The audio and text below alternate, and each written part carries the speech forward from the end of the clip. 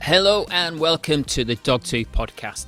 I just want to do a quick introduction on what the Dogtooth podcast is, and then I'll get on introducing our guests. So the Dogtooth podcast is basically me chatting with my network, my friends, business colleagues, and interesting people. So not everyone on here I know very well, but some people will be just my friends.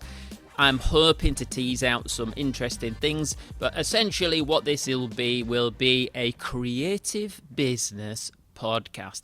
Not for creative specifically. It will be various different types of people, from fitness through to manufacturing, with artists in there as well. But it will be generally a business-focused podcast, so it's not going to be necessarily about mindset or fitness or manufacturing. It'll be about all the thread that holds it together, and over time I'm hoping that I will be able to create a sort of a document that will help small business operators, people who are looking to come out of a corporate gig and turn them their passion into a business. That is my passion. I'm fortunate that when I was very young I kind of chose a career based on a few things, but we can get into over the time with these podcasts. But ultimately, I chose to be a designer. I followed that path, and eventually I am now, I've been running my own business for 20 plus years.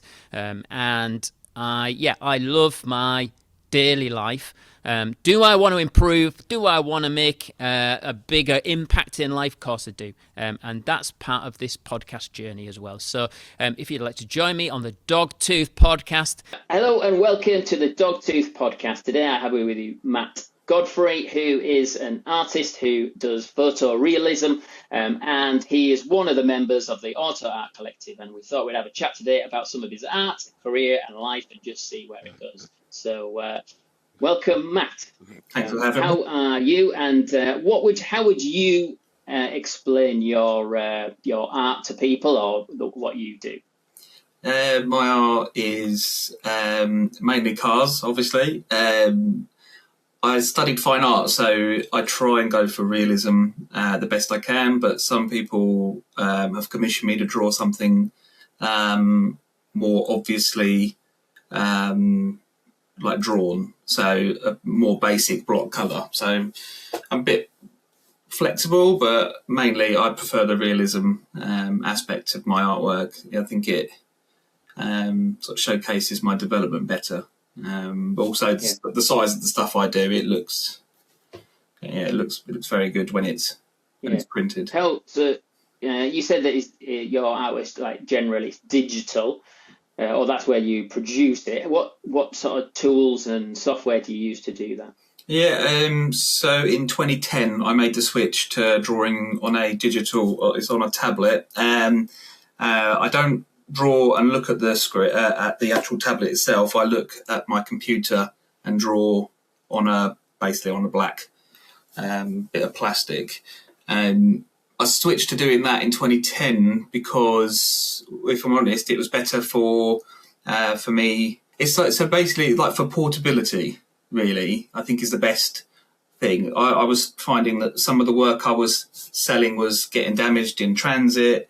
Doing it digitally opened up a market abroad, and then also opened up the shop element of my business as well, because I've got a lot of artwork that I've drawn for me that I sell prints of, and then also on like t-shirts, for example, is one I'm wearing now. So yeah, I think digital artwork, which it's opened up a massive doorway for me. The software that I use is Adobe Animate. There's a reason behind that. It's not the right software to be using, if I'm honest. But when I started in trying to do it in 2010, I was using a bootleg version of Adobe Flash. So it was like an Adobe Animate replaced Flash. So where I'd learnt in it, it's very basic. You have your layers, you have your paintbrush, you have your fill bucket and an eraser, and it's just easy to draw with. It's like Microsoft Paint is the best way to explain it. Yeah. And Adobe Animate is still going. That's the replacement. So why change it? but I did look. I mean, I have tried Illustrator, but I think I touched on it in the WhatsApp group that we have for the Auto Art Collective. Is that the issue that I had with Adobe Animate is it's not as free flowing as drawing in Animate. You have to set pathways if you want to fill space, and it just is a lengthier process to achieve the same thing. And the size of the work that I do, I don't need vector. So, 300 DPI is big enough for what I do. So, if I do need to draw in Illustrator, then I can do it, and I have done it, but it's a lot more tedious. But I can get the same result effectively. So when you picked up the dodgy copy of it, was that because you were doing like commercial work, or was it just part of like being like a student, or how on earth did you get from from doing stuff to working on that software? So I studied fine art and graphic design. I did a bit of CAD work. And then my brother, he does websites. He makes websites, and so he used to make them in Dreamweaver. Is how he used to do them. And he had, by him using the software, he used Flash for his animations for his website. So I got to see the software from basically looking over his shoulder, and how he used it. And for me, it was, the opportunity to get a knockoff version was available. And I thought, okay, I'll have a go with that. I mean, if I think myself, like if they'd given me, it was my friend Ahmed who actually gave me the software, the CD. If he'd given me, I don't know, Photoshop to draw in or Illustrator, that would have probably been the software I'll be using now. Yeah, I think it's only because it was it CS5? I think it was the copy. I can't remember what it was. It was it was when you could get a CD and you had the license, and then it was just paid for. Yeah. Whereas now, obviously, it's monthly subscription, or you pay a year up front kind of thing, but you don't own the software. You just rent it. It's a rip-off. Yeah, a little bit, yeah. Convenient though, you know what I mean? That's the issue. I find the whole thing with that is that I actually had 2 licenses as a business. So I had 2 licenses outright. I'd upgraded, like over CS1, CS2, CS3, etc. Into CS5. And then all of a sudden that CS5 is now, it's now switching to this model, and you've got to pay that same amount again, like almost every single year now, rather than paying it once and just having it. Exactly that. Stuff. So frustrating really. But anyway, we're in the weeds of software there. But, it is. I mean, I do the monthly subscription to the entire package. Because although I draw my artwork in Adobe Animate, I put it into Photoshop, change it to CMYK, and export it. And I've got like these templates that I've made for my posters. And I needed Photoshop as well to create the posters, like prints that I do. So it just made sense to buy the entire software rather than having 2 separate licenses. But yeah, it's just to say, Adobe Animate isn't the right software for what I do, but it is, if that makes sense. I've made it work for me, and it serves its purpose. And I can't see me changing. Although, if they decommission it for whatever reason, then I will obviously have to learn another software. Yeah, I think this might be something we can pick into, but what I think is with like creativity, right, is that it's a muscle, and once you've trained yourself to a certain thing, it becomes muscle memory. It becomes, you don't have to think about it. But I don't even know in Photoshop and Illustrator, I don't know what the keys are on the keyboard anymore because my hands know them, as Oh, right. in, Yeah. like the shortcuts. Yeah. So if you'd asked me, what's the shortcut for that? I wouldn't even know what it was. I'd actually physically have to go to the keyboard and tell you what it was, like Apple 7 or Apple Y or whatever it is. Yeah.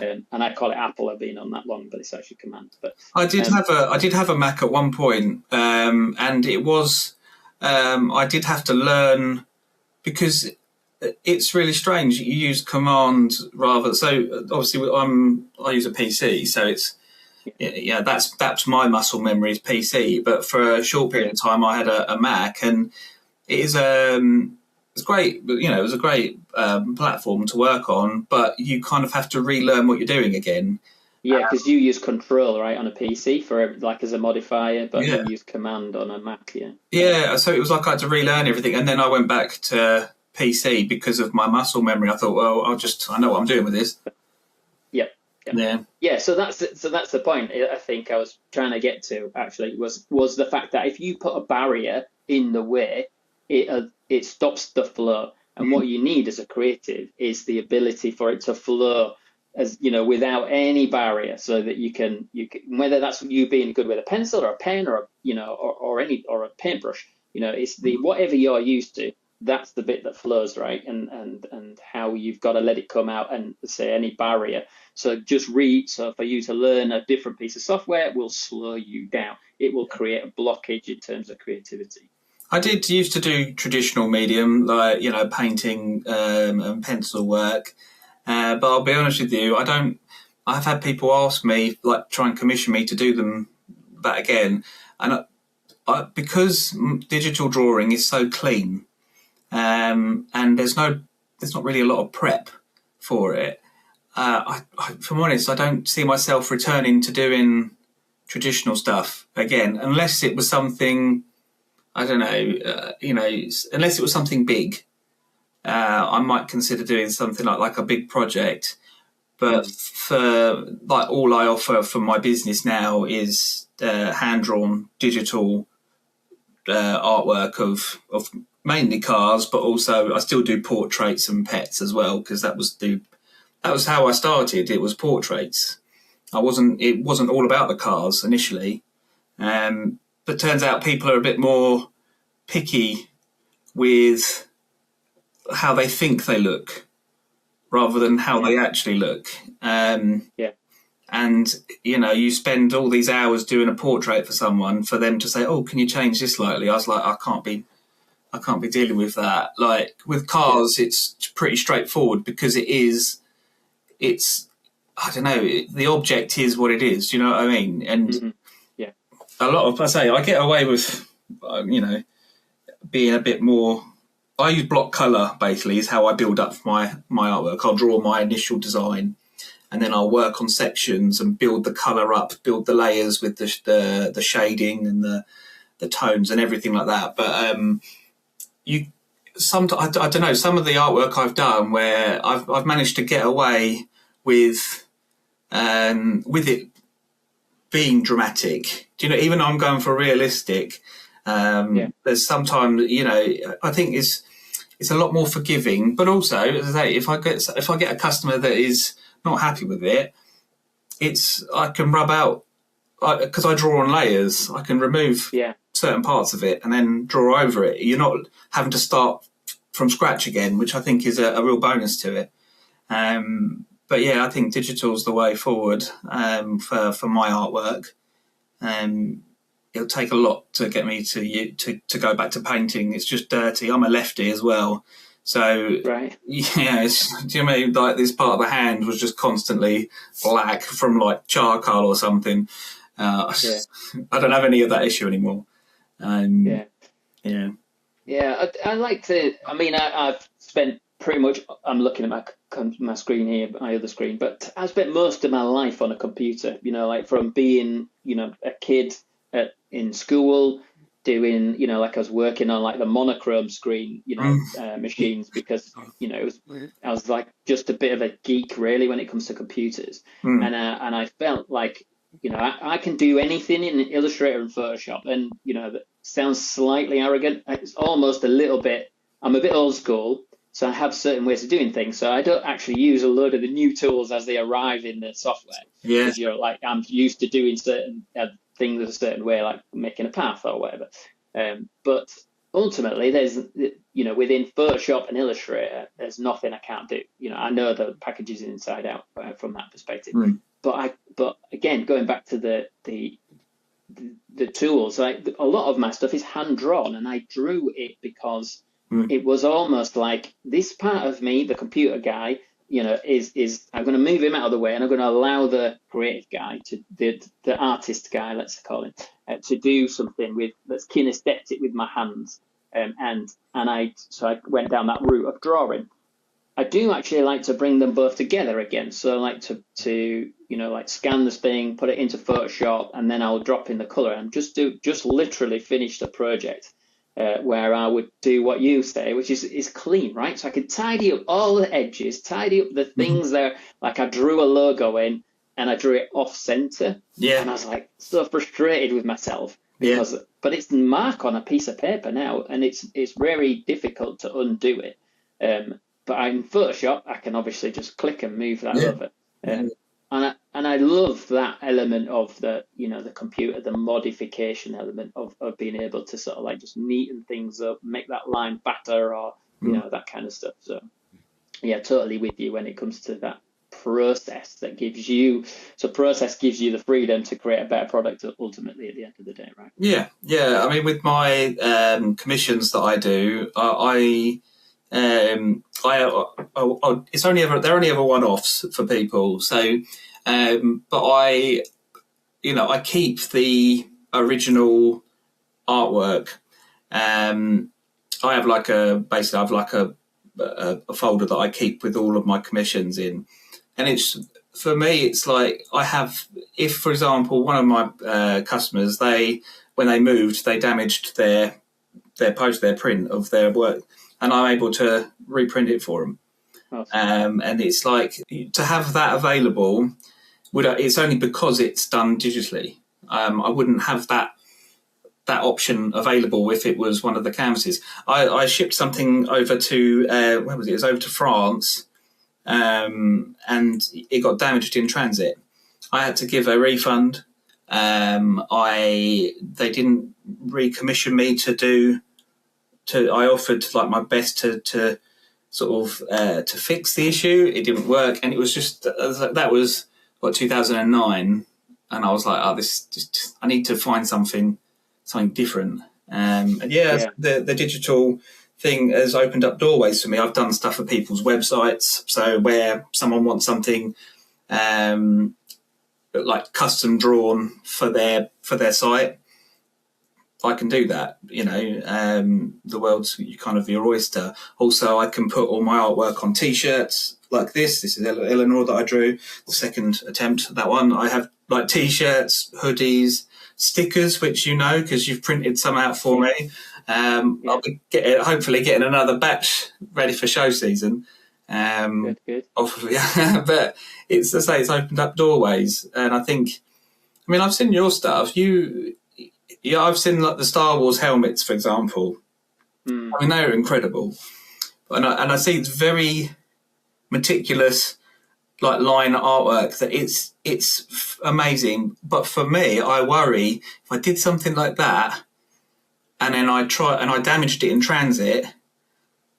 Like you can't. I don't know. Yeah, you can't replace it. No. Yeah. Well, in that, I sold one to Canada, and the guy in Canada, they arrived okay, did the helmet, but the case that I shipped it in was cracked and broken. And it did make me think the same thing, is like, this is not easy.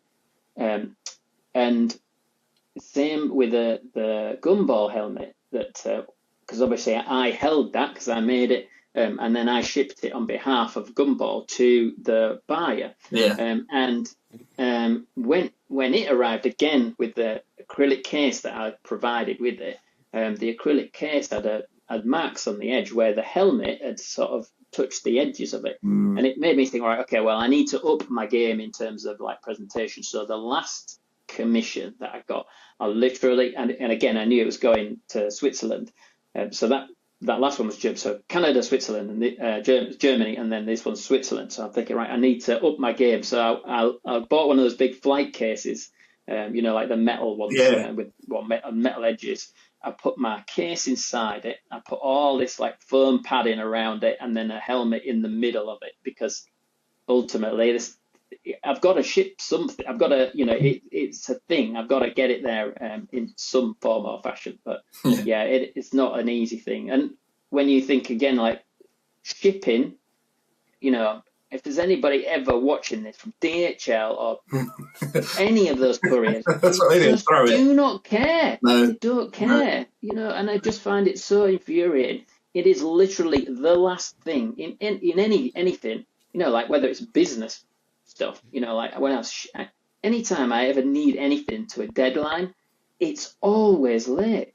A long time ago, I worked for DHL. It was an after college job. Me and my mate Jay, we worked there. It was only like 2 hours a night, but we had to package all of the deliveries into these cages that were going to go all over the UK and all over the world. And the thing is that conveyor belt's constantly going. We had these big thing on our wrist that we're scanning all these labels, and we're trying to get to that cage in like seconds to then get back to get something else to put it in there. And I tell you what, I have to, hold my hands up. You got it in that cage as quickly as you can, and I'm not surprised. With stuff that said fragile, you were as careful as you could be, right? But it's as careful as you could be, and I've seen it. So is that a top tip then from the other side of the courier system? Is make sure it says fragile on it. All over, literally all over, like breakable, fragile, this way up. You got to really, really mark it, otherwise.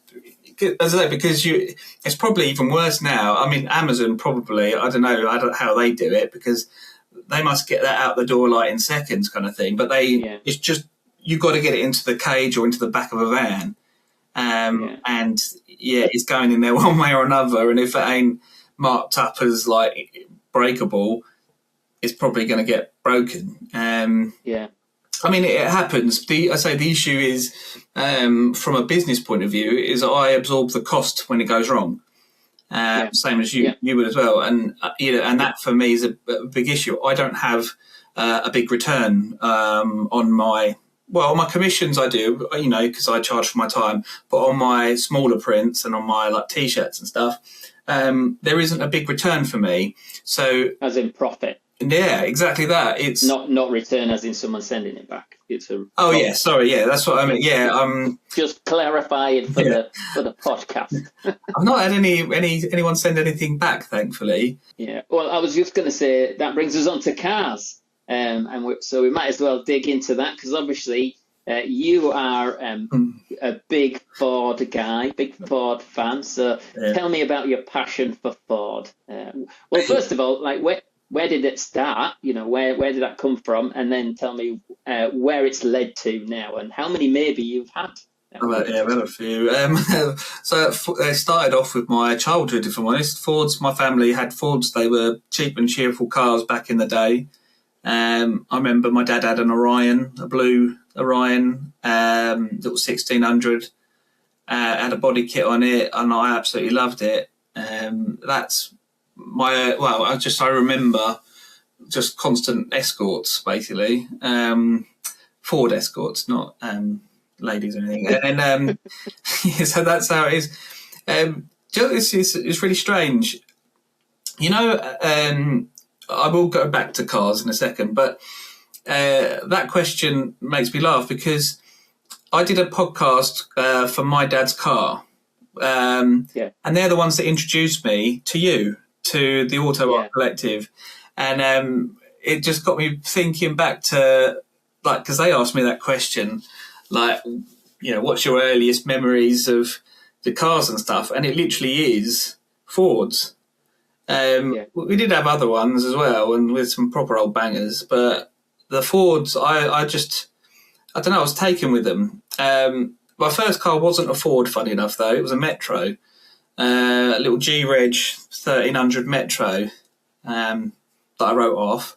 And then I've had a fair few Fiestas and Focuses. And now I've got my Mark IV Escort, Ellie the Escort, 1988, and my daughter, she's sort of earmarked it for the future. She wants it. And then my daily, I've got the Mark II Focus ST 2.5, 5-cylinder. It's just a monster. I love it. It's just fantastic cars. I am definitely a Ford guy, but I think it's strange though, because I'm also kind of see myself as a bit of a VW guy as well. Right. I really love the VW. I love all the cars, obviously, but I think I like the scene of the VW crew. Tomorrow I'm doing a VW swap meet. It's a little market building in Maidstone, and they do it, and it's all VW stuff. I have a table there. It's inside, thankfully, and the table's provided, and I sell some of my artwork there. But I do that, and it's the guys that run that. They do a VW show every year. It's 3-day things, Friday, Saturday, Sunday, where people camp, and I trade there all weekend, and you've got a blow-up bar, live music, and it's just incredible. And I think the VW community are probably they're probably the most welcoming community, and it's such a great vibe. I don't know how to say it, but I love my Fords. You know what I mean? And it's kind of like, but they accept me. I go to these shows in my Escort. You know what I mean? But I think, the car scene is just a different world. And I think I think what brings us together, especially as, with the artist group and everything, is that we've all got that passion for cars, no matter what brand. We appreciate the engineering. I'm not a massive EV fan, but I don't hate you if you like them. Do you know what I mean? That's your thing. I do. I like the old stuff. I've got a Herald as well, a little Triumph Herald, 1970, a little 1200, and it's just the engineering on that is fascinating to me, because it all works. Do you know what I mean? And it's like that's come out of someone's mind, and I think and I like that I'm able to illustrate that as well. I've drawn engines for people.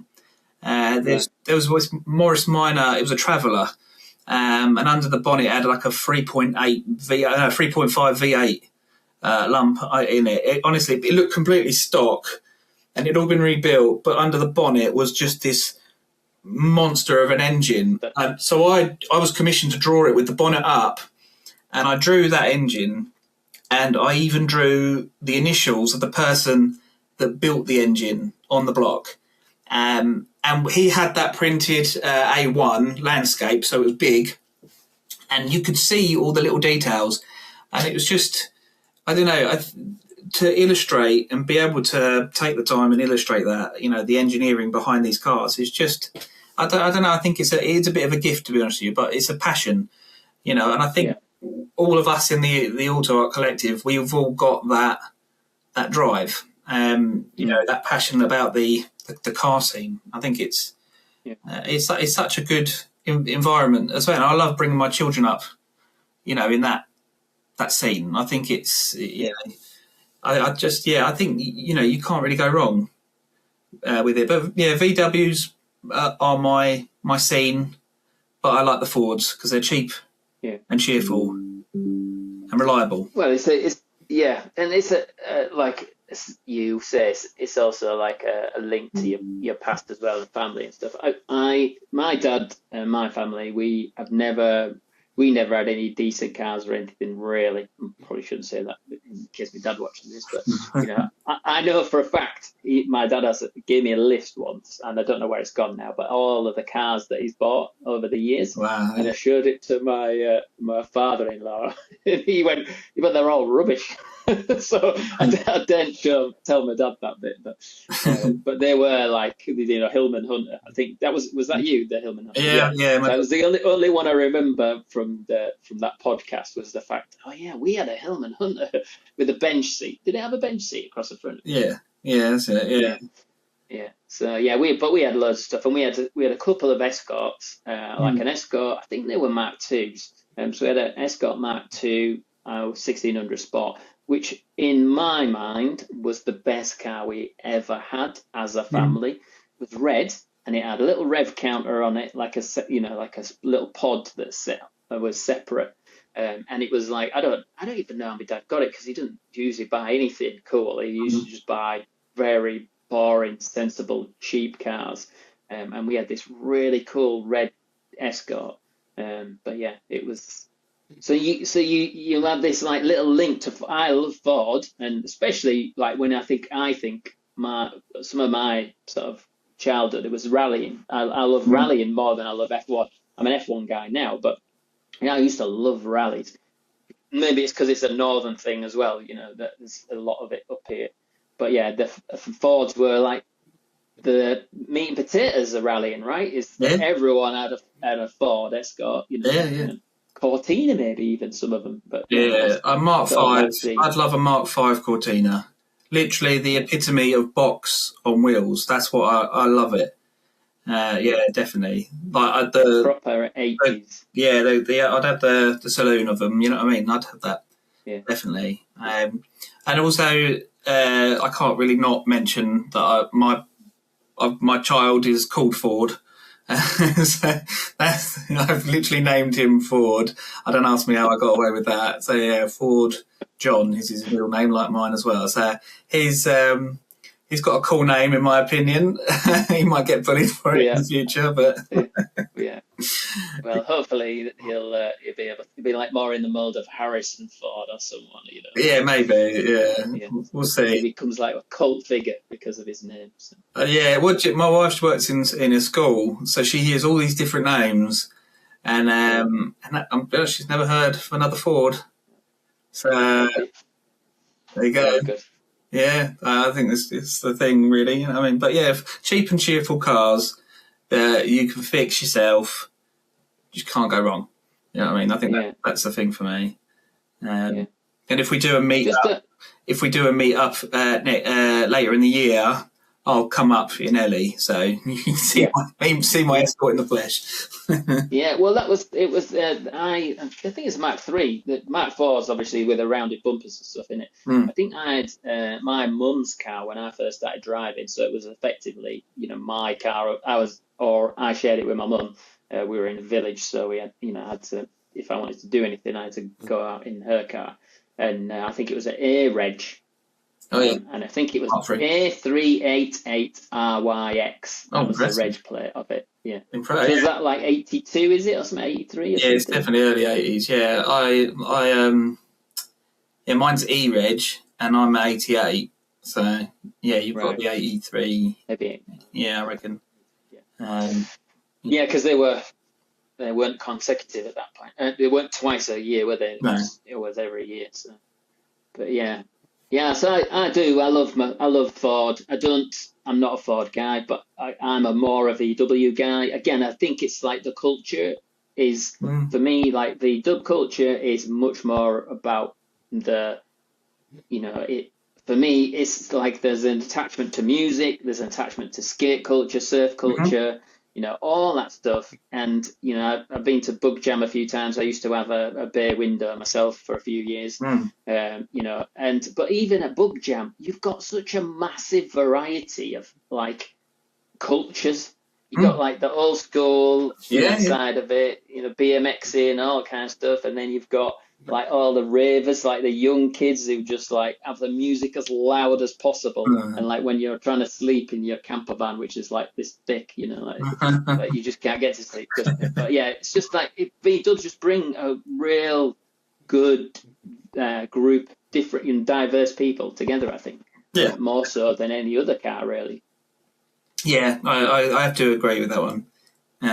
Ford are, I don't know, it does. There are certain groups of the Ford community that are purists, and yeah, I don't know. It's whereas the VW lot are open to.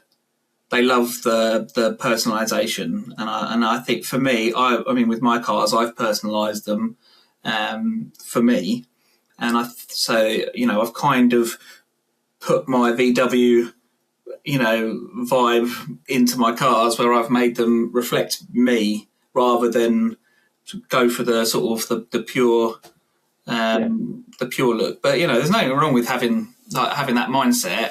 But yeah, for me, I like I think I've got a VW head with a Ford budget. I think that's the best way to explain what goes on in my head.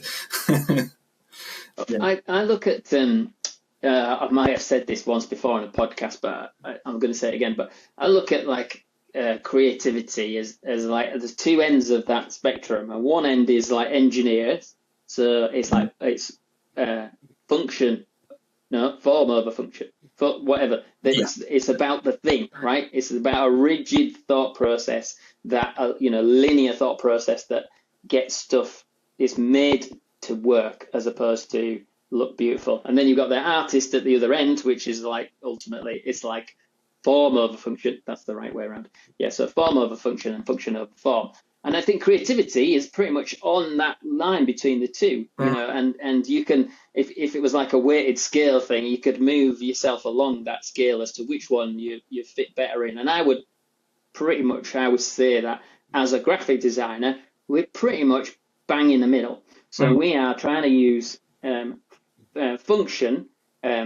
It's got to work. It's got to read. It's got to communicate. It's got to tell a story, whatever it is. But it's got to look as good as possible. Like in an aesthetic look. So like graphic design is sort of like the two of them. But you could even use that analogy down into like your subgroups of what you're talking about there, where there's like the culture of in the Ford group is like you've got these people who are like, this is how it came out the factory. Yeah. And then you've got the other end of like, but this is what I did to it when it came, or this is how my dad had it with these bucket seats and this thing, like that modification. So like within the groups, you've got that little sliding scale of all, different types of, thinking around stuff. Yeah, definitely. I think definitely sit in the middle. I can see that. That's a good way of visualizing it, to be honest with you. Yeah, very good. Right, well, we're nearly out of time, and there was a few things that I wanted to. I think we already touched on tools at the beginning because we went straight into like pieces of kit and tools and like computers and all that kind of stuff, rather than going around the ethereal sort of stuff to start with. But I'm just looking back at my questions. But the one thing I wanted to tag on to the back of your that question about being a child is. We went with cars, but in terms of like your creativity and your skills, and obviously you said that you went to uni to do fine art. Like when you were a kid, were you like pushed into that? Was it something that was just natural? Were you a drawer? How did because what I'm trying to pull out through all of my podcasts is almost like is there a point of ignition at the beginning of your life that led you to this point? Obviously, there always is, but is it obvious? That's the question. Yeah, I remember. I remember doing really random in primary school, doing a Henry VIII project, and I drew a picture of him with his funny hat. And I can remember people being like, "Oh wow, this drawing's amazing," and all that sort of stuff. And I think it was at that point in primary school that kind of piqued my interest even more, because I was able to do that, and the reaction that it got, it kind of stuck with me. And then throughout like education, I literally was just drawing constantly. I did art as a GCSE, obviously. Went to college, went to Kent Institute of Art and Design, and it was like everything was. I don't know. It was seeing the result from such an early age, and the effect it had on the people around me, I think was what pushed me. And that was, I say, primary school age. I can't have been more than 6 or 7. You know what I mean? Doing that, and ever since then. I mean, my sister, she was always quite good at drawing, like cartoony looking things, people and that. And I always remember, so she's quite artistic. My brother's not artistic at all. He can do like the websites and stuff. But so can I, by the way. I did my own website. If www.drawnbymatt.co.uk, I designed that. I built it. Everything on there, it's me. So yeah, I say but the creativity part of it, it was just an early age thing. I think it's kind of been in me ever since. An early age, but I still have that same buzz though. I still have that same buzz from the feedback I get from people after I finish doing a drawing now, as I did back then. There's definitely a link. Yeah. Yeah, so I think I do see this, in other people's sort of stories as well as mine. Is that it's that little feedback loop, right, of where people say you are good at something, or give you like an adulation or something about the one thing, playing football, whatever it is. There's a spark at one point where some child is. Maybe it's not just the fact that the child is given the adulation, it's the fact that they recognize it. And then almost like then at that point you go, oh, I'm actually good at this. And I should be, and then it's self-fulfilling, right? Because the more the good, you like the adulation, you're good at it, so you get better at it because it just keeps giving bigger and bigger.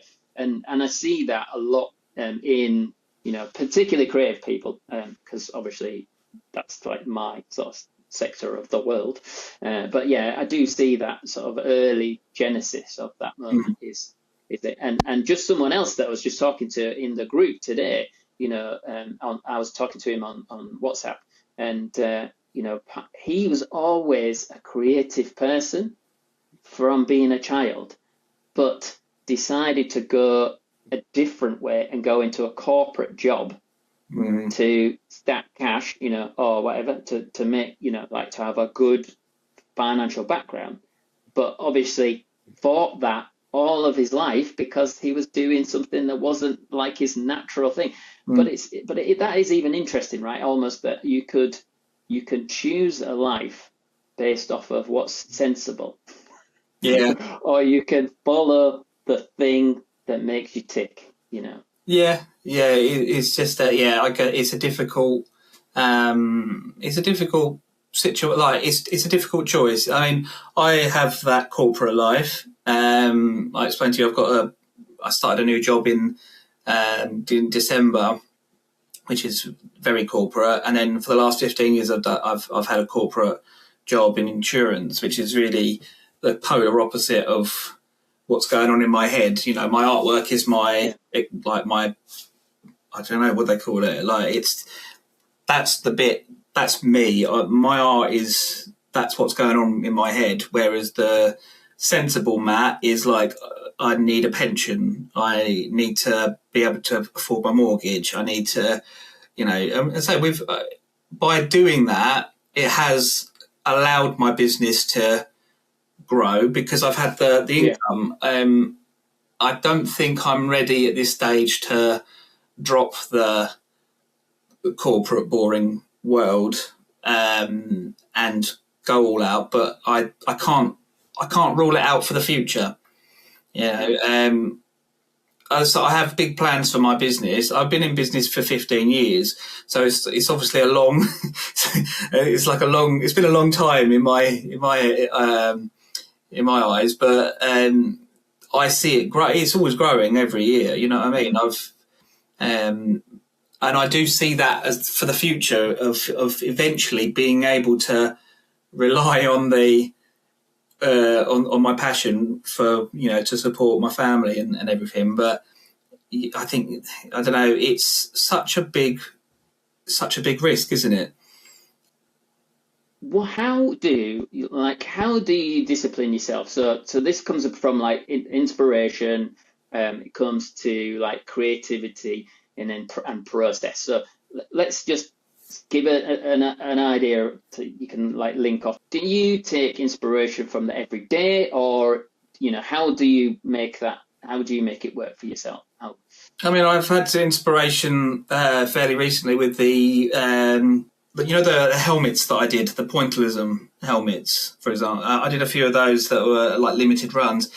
And I get a lot of inspiration from like-minded people, to be honest with you. It does. I mean, don't get me wrong. There are things that I see every day. I'm like, oh, actually, that's a good idea to create some artwork of that. But a lot of it comes from the people that I guess I surround myself with. For honest, the group. I see a lot of stuff there. So I've done a lot more race car artwork, and the Senna helmet that I drew, and the Mansell helmet and stuff like that. But yeah, it is about, for me, trying to create something that is, I guess, I'm trying to get something that people want, and not just. I've got like 200 pieces of artwork that I've drawn for me that I sell on my site. I don't know. I want to draw something that is relevant. Do you know what I mean? It needs to be relevant. Yeah. It needs to effectively be something that's sellable. Because that's why we're kind of doing it. But yeah, like with, discipline of it is kind of, I guess I just set my mind to it. At the moment, it's been a bit difficult with getting some stuff done because, Ford's is fairly new to the world. So he's been taking up a lot of time. But I'm working on a commission at the moment of a Mini with someone driving it, which is pretty cool. And, they give me a sort of deadline to it. I always check kind of what my deadlines are, and you have to be realistic with it. And yeah, I don't know, I just seem to get it done. Like up to Christmas was mental, you know what I mean? But I did have to turn people away, Yeah, I had to say, no, I can't fit it in kind of thing. And I've managed to continue getting work this month. And January, nobody's got any money, so that's impressive. Yeah. I pick up on something that you said there. It's like for me, I always feel like a deadline is imperative. If you don't have a deadline, it don't get done. Yeah. Is that how you? Yeah, I do always get a deadline from people. I don't particularly like it when they say, "Oh no, take as long as you want," because if you say that to me, it will be on the back burner, and I will work on it, but it will be very slow. If you tell me it needs to be done by, I had one before Christmas. 2 pieces needed to be done by the end. By the end of November for someone's birthday? I had 2 pieces of artwork that were custom pieces, and it was like I had 2 weeks to do all this work. It was full on, and one of them was from 2 different angles. So I was drawing the car twice and drawing the logo, and it was a lot of work. But I don't know. In a way, I liked it. I liked the rush, and the feedback was great, which was good.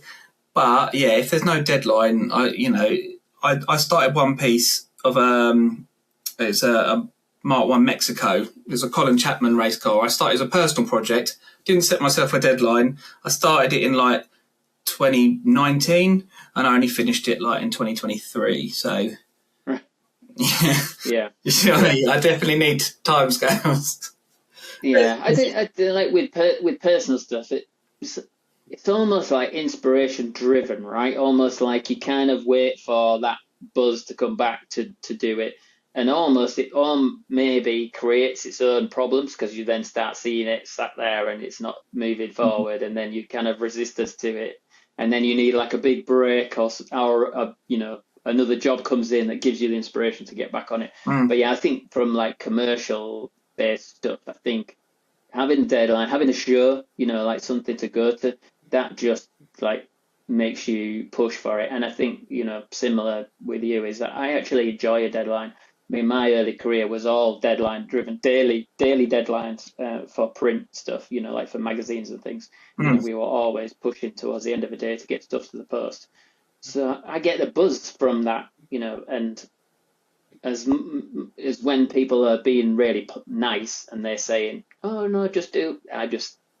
I know it doesn't work for my brain. I Yeah, have to say no. I need a yeah, yeah. deadline really. Yeah, I mean, I tend to quote people that it'll take about 2 weeks for a piece if I've got nothing on. Obviously, if I've got ones lined up, then it'll be, it'll be 2 weeks from when I finish.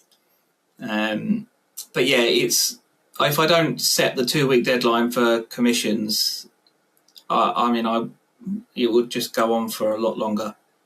So yeah, I definitely think deadlines are important. And you need to have that sort of that cut off. Otherwise, yeah, you'll be waiting 5 years. Yeah. And then you're like the final thing is like in terms of like personal work, your inspirations. Yeah, I noticed there's something that was interesting, which was that you said that you only do it to make money, and I'm sure that's not the case, but I'm fishing here because what I actually do notice, and I kind of really thought similar to what you just said there is. I feel like art comes in two categories. One is for my benefit. I'm doing this because I enjoy doing it. But there's no point in me doing this thing if no one buys it. Yeah, is that the same sort of thing that you think? We need validation, but there's no point in me creating something if no one's going to like it, because I might as well just do something else entirely if I'm not getting any benefit from it. Yeah, I mean, I did have a bit of a stage where it was like that. I mean, I've got so much artwork now that I've done over the years that I sell prints of on my site.